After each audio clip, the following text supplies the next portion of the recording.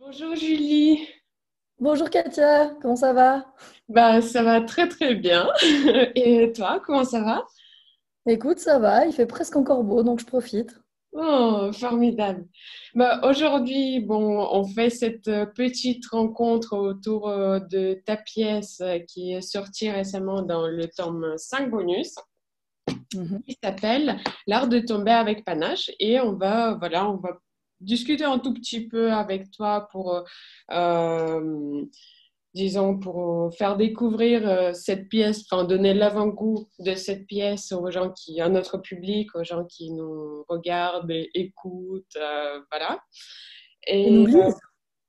qui nous lisent, surtout, absolument, qui jouent, voilà, tout ça. Est-ce que déjà tu pourrais nous introduire le sujet de la pièce pour notre public sache de quoi il s'agit, sinon pas encore. Oui, alors c'est une pièce en fait qui articule un assez grand nombre de scénettes, enfin assez grand, ça reste assez court, hein, parce que ça doit pouvoir se jouer en 10 minutes, autour du verbe tomber.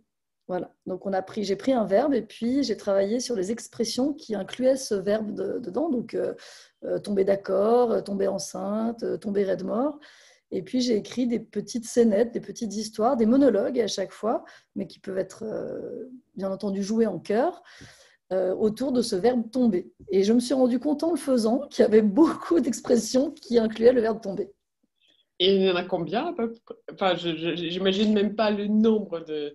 Je pense qu'il y en a une centaine, non? Oh, alors écoute, je les ai pas toutes faites, mais Ouais. donc Ouais, j'en ai vérifié. ça, je le sais. Sinon, non, je serais encore en train d'écrire.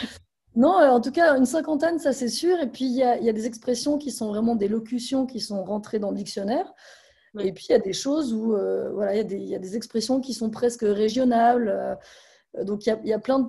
Puis, il y a des expressions qu'on peut inventer aussi. C'est-à-dire que le verbe tomber, c'est vraiment un verbe qu'on peut tomber, faire tomber à toutes les sauces. Allez, je note. Après, je sais Nouvelle pas si ça expression. existe, ouais. Non, ça n'existe Je pas. me demande. Mais voilà, c'est vraiment un verbe sur lequel il est facile de tomber et de retomber. Et donc, je me suis amusée à chercher des expressions, voire peut-être à en inventer. Il faudra me dire, peut-être que les gens repéreront qu'il y en a qui n'existent pas vraiment. Mais j'ai le droit Ouais. parce que c'est de l'auteur. Écoute, on va voir. Et en fait, si j'ai bien compris, tu es déjà venu à la résidence avec cette idée du verbe tomber en tête ou tu l'as trouvé au fur et à mesure pendant la résidence en échangeant avec d'autres auteurs? Bon, alors, pour la petite histoire, je ne Ouais. suis pas du tout venue avec ça pour la résidence. Mais pendant que j'étais en résidence, il y avait, c'est vraiment- il y avait En fait, je une, sais pas ce que tu veux dire. oui, bon, enfin, bref, il y avait un sauna, voilà, qui était mis à disposition des gens qui habitaient dans l'hôtel, qui logeaient dans l'hôtel. Et un jour, je suis allée avec une de mes collègues, je ne cite pas qui, parce qu'il faut que ça reste anonyme, au sauna. Et après, cette personne a pris une douche. Et cette personne a glissé dans la douche et est tombée sur les fesses. Et c'est de là qu'est venu le projet. Donc, on peut dire que c'est vraiment la vie, la proximité entre auteurs qui fait que tout d'un coup, une idée peut venir. Et je me suis dit, tiens, voilà, cette personne est littéralement tombée sur le cul. Voilà. Et c'est parti de là. Je me suis dit, bah non, en fait, voilà. Tu as consacré toute une petite histoire. Exactement. Comme quoi, Ouais, parfois, le malheur des uns fait la créativité des autres. ouais. Des petites histoires, ça fait des grands, des œuvres aussi, ça peut créer des œuvres. Est-ce que je peux supposer, en continuant ces petites histoires blagues, que si tu as plusieurs scénettes, de plusieurs scènes, ça veut dire qu'il y a plusieurs auteurs qui t'ont inspiré par la suite? Mais après, je pense que c'est en parlant aussi avec les uns avec les autres. Moi, j'avais envie de parler de Icare depuis assez longtemps, mais c'était quelque part au fond de ma tête, sans vraiment que j'ai conscience que je voulais en parler. Et puis, je pense que dans les discussions, en fait, l'inspiration, c'est vraiment...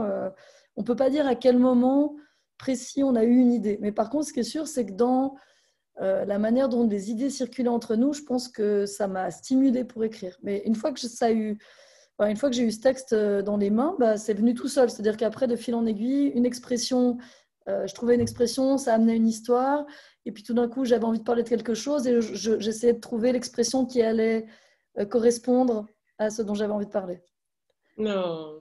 J'ai travaillé plutôt voilà, en suivant mon petit bonhomme de chemin, quoi. Et est-ce que, par exemple, est-ce qu'il y a une suite, disons, il y a une suite logique qu'il faut respecter ou par exemple, la classe avec les professeurs, voilà, et les élèves, ils sont absolument libres de jongler avec les scènes, de les mettre Ah oui, dans oui, alors l'idée, la- c'est vraiment que les gens fassent comme ils le sentent. Moi, je pense que c'est chouette de commencer et de finir par les deux scènes de Icare et de Dédale, parce que c'est quand même de ça dont ça parle du fait de tomber. Et je pense que c'est vraiment, ça parle, pour moi en tout cas, vraiment de l'adolescence, de ce moment-là où, en fait, c'est comme si on tombait adulte, quoi.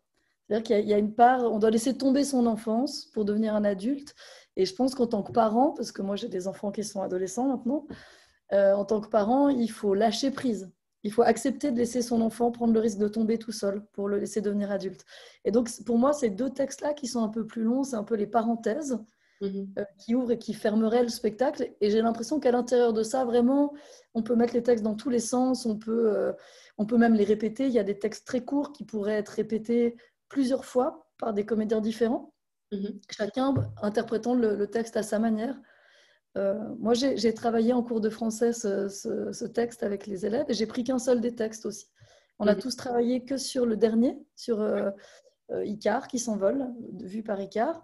Et on a travaillé ça à 40 élèves. Et donc, tous les élèves ont fait le même chœur et ça donne quelque chose de très bien. Donc, je pense que c'est vraiment un texte qui peut se prendre en entier, par petits bouts, dans un sens, dans l'autre. Voilà, avec des pauses, sans pause. Je crois qu'il faut, c'est vraiment ça l'intérêt d'un corpus de textes qui sont des monologues, c'est qu'on peut en faire ce qu'on veut. Oui. Et est-ce que dans tout ça, tu as ton petit morceau préféré ou qui te tient particulièrement au cœur? Bah, je pense que c'est cette dernière scène de Icare. Après, j'en ai plein que j'aime beaucoup. Il y a des textes courts que j'aime bien. J'aime bien celui du petit Bruegel parce Mhm. que c'est vraiment, c'est une histoire qui là vient de la résidence. Il se trouve que un soir, on a fait un dîner avec des personnes, des personnalités, des officiels comme ça. Et j'étais assise à côté d'une dame qui était avocate en droit des familles, quelque chose comme ça, qui s'occupe en fait des héritages là, quand les gens décèdent. Et puis elle s'occupe des, je sais plus comment on dit le mot, bah, bravo pour un auteur de faire ces mots, des successions, voilà, spécialiste en droit de succession. Ouais. Et on parlait de la Belgique et elle m'a raconté cette histoire qui est quasiment mot pour mot, enfin pas mot pour mot, mais que j'ai réécrite. Et Mhm. j'adore travailler à partir de témoignages. Et là, c'en était un qui était savoureux. Donc ça, c'est un petit morceau que, si tu as envie, je peux vous lire avec Bah, plaisir. avec Je l'ai plaisir. sous les yeux. Donc voilà. Super formidable. Alors ça s'appelle Art brut. Il allait toujours aux toilettes au moment de débarrasser la table. Sa mère venait frapper à la porte avec colère. Mais à chaque fois, il lui répondait: Désolé, maman, j'étais en pleine contemplation de notre petit Bruegel. Alors elle souriait.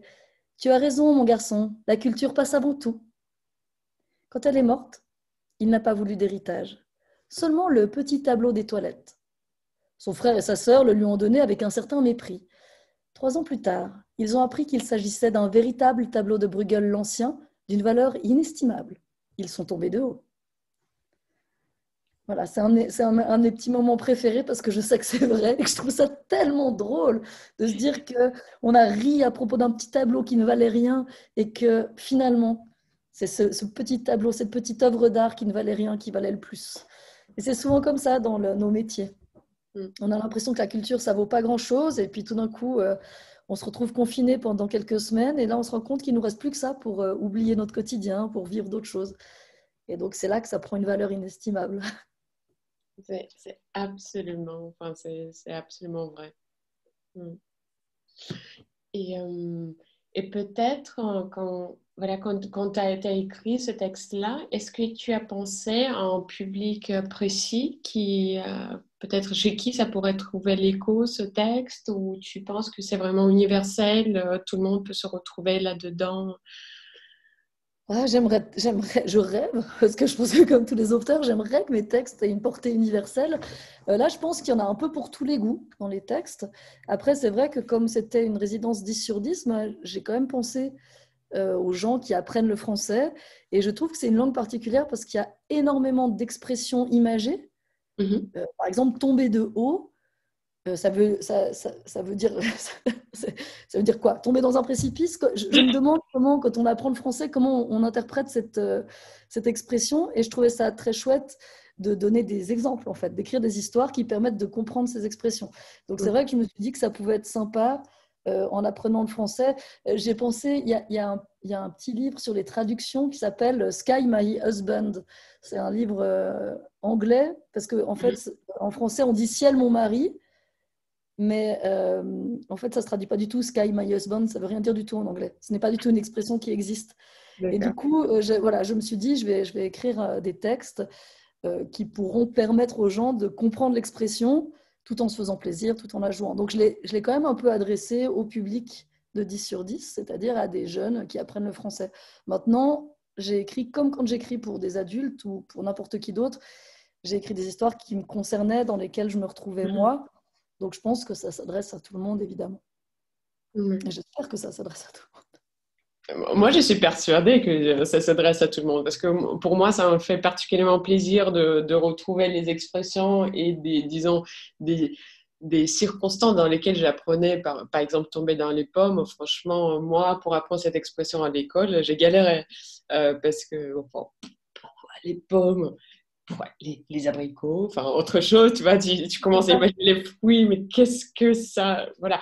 Mais voilà, moi, j'ai trouvé c'était tellement beau et très poétique et philosophique de la façon dont tu emmènes la personne à découvrir une expression. Et tu sais, en lisant, même si j'ai été à la résidence à Chéracouf, voilà, il faut dire que c'est à Chéracouf en 2018, euh, en fait, je ne savais pas si c'est l'expression qui t'a donné la scène ou la scène qui t'a emmené vers cette expression, ce qui fait aussi toute la beauté de ce texte, que tu ne sais pas en fait, où est le début et la fin, tu vois, c'est d'où Ouais, est... en plus, moi, je ne pourrais même pas te répondre à ça. C'est-à-dire qu'il y Mhm. a des textes vraiment où je me disais, tiens, je pensais à une expression, puis j'essayais de trouver une histoire qui allait en parler, qui allait l'utiliser. Et Mhm. puis, il y a des fois où j'avais envie de parler de quelque chose et je trouvais une expression, tu vois, il fallait trouver le chemin jusqu'à la bonne expression. Et Mhm. donc, même moi, aujourd'hui, je ne pourrais plus dire si c'est la poule ou l'œuf qui était là en premier, si c'est le verbe ou l'histoire. Voilà. Mais en tout cas, voilà, je sais pas si j'ai encore des questions. Enfin, je pense que plus ou moins c'est tout. En tout cas, si les gens qui vont nous regarder cette vidéo, ils pourront nous contacter via le site et te poser directement les questions s'ils ont des questions voilà, sur le texte, le fond, le contenu, etc. Et donc, on garde le contact. Et voilà, je suis sûre qu'il y aura vraiment de belles mises en scène de cette pièce. Et Oui, on va j'espère, rencontrer j'espère bien. les jeunes comédiens voilà, qui vont te Mais dire, oui, oui.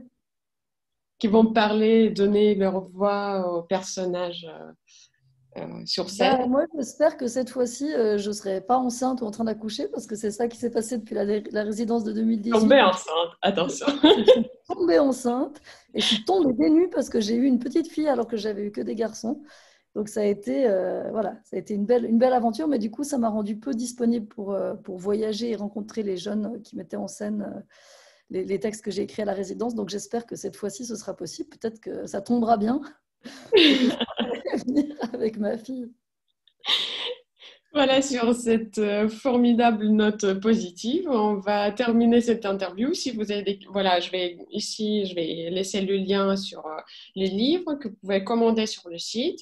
Vous pouvez poser des questions à Julie Hannen, autrice suisse, voilà, qui a écrit aussi un autre texte pour la collection 10 sur 10 qui s'appelle À la vie, à Amour.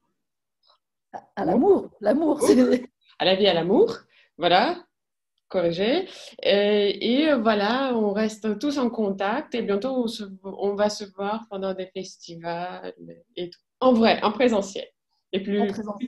oui, et plus en ligne. Bah, je me réjouis en tout cas. Merci pour l'interview, hein, Katia. Au revoir tout le monde.